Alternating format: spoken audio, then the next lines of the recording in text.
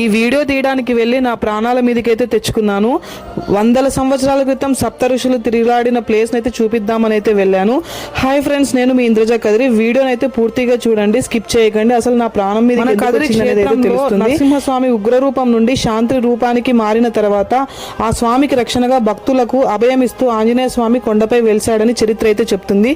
ఈ కొండపై ఉన్న ఆంజనేయ స్వామి పాదాలపై దారం ఉంచి తీసుకొని చేతి కట్టుకుంటే గాలి దోషాలు, పీడ దోషాలు అయితే తొలగిపోతాయి. శనివారం రోజు ప్రత్యేక పూజలు అయితే చేస్తారు. నా చిన్నప్పుడు అయితే ఈ ఆంజనేయ స్వామి టెంపుల్కి అయితే ఎక్కాను. సో మీరు కూడా ఎక్కుంటే కామెంట్ అయితే చేయండి. అండ్ ఇక్కడ నేను వెళ్ళేటప్పుడు చెప్పులు కూడా వేసుకోకుండా 2:30 టైంలో అయితే వెళ్ళాను. గాలిపోతూ ఉంటే అలాగే స్పీడ్గా అయితే వెళ్ళడం వల్ల నాకైతే అసలు ఆయాసం అనేది వచ్చేసింది. అసలు నాకు ఊపిరి ఆడుతుందా లేదా అని చాలా భయపడిపోయాను.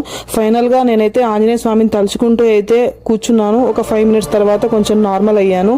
ఆ స్వామి అయితే ఖచ్చితంగా ఉన్నాడండి. మీరు లైక్ చేసి ఇంద్రజ కదిరి ఛానల్ని ఫాలో కొట్టండి.